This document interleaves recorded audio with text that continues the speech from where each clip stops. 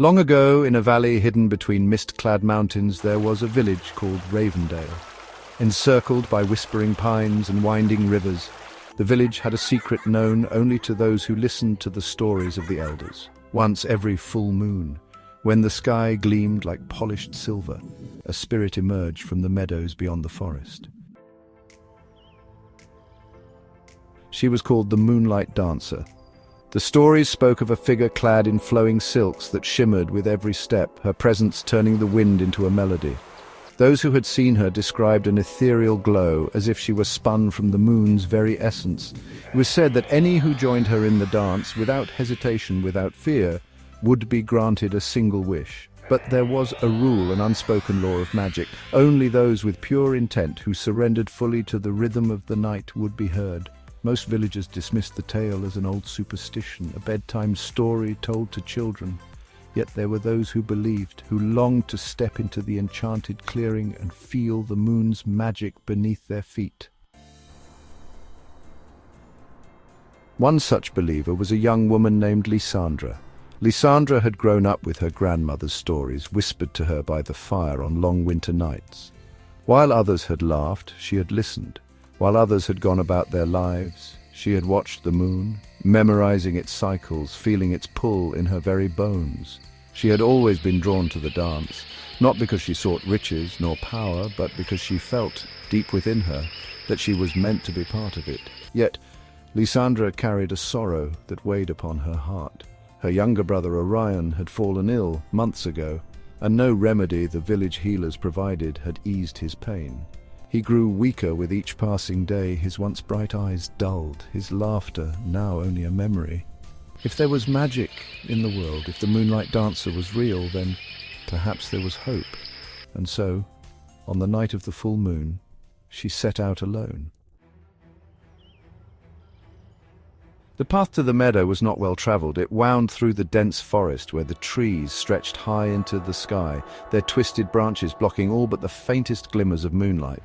The air was thick with the scent of damp earth and wildflowers, and the only sounds were the distant hoot of an owl and the rustling of unseen creatures in the underbrush. Lysandra moved with quiet determination, stepping carefully over the mossy ground.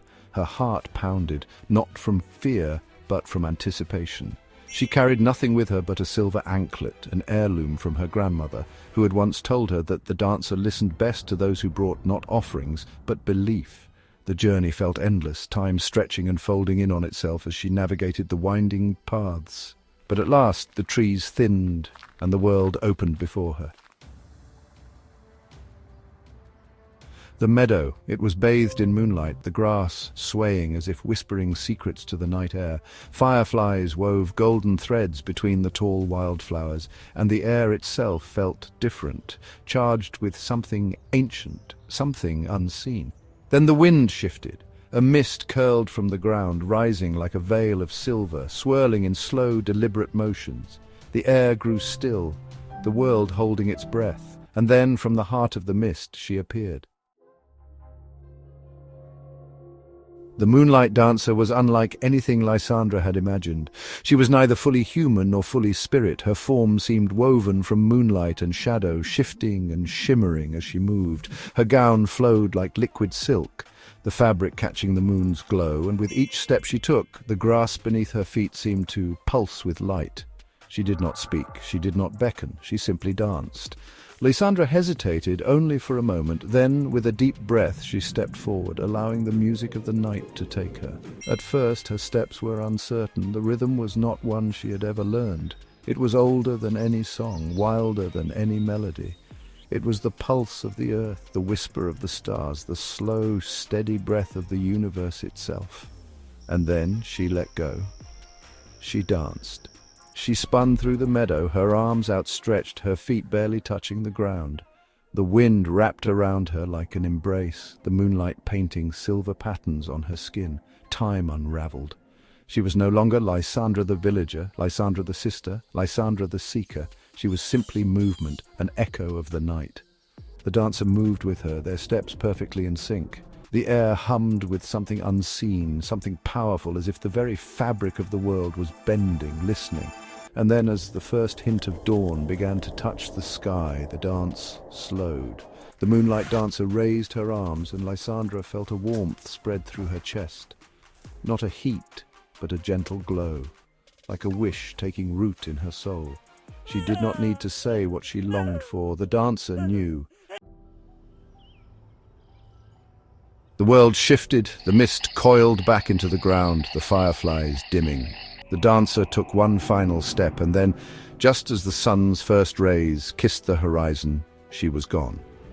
Lysandra did not know how long she stood there, her heart still thrumming with the rhythm of the dance. The meadow, once alive with magic, was now still, the wind carrying only the scent of morning dew. Had it been real?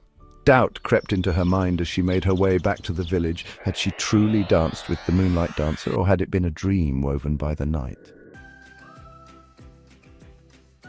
But when she stepped into her home, she found her answer. Orion was awake. Not just awake, he was sitting up, his eyes bright, his skin no longer pale and clammy. He looked at her with something like wonder, as if he too had felt the magic of the night in his dreams. And Lysandra knew the Moonlight Dancer had heard her wish. Some said it was coincidence.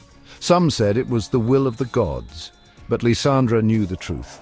She had felt the music of the stars, had let herself become part of something greater than herself. And in return, she had been granted her heart's deepest desire. From that night on, she never doubted the stories. And when she grew old, she passed them down to her own children, whispering of the moonlit meadow, the spirit who danced, and the magic that still lingered in the world for those who dared to believe. And somewhere beneath the full moon's glow, the dancer still waited, her steps weaving wishes into the night.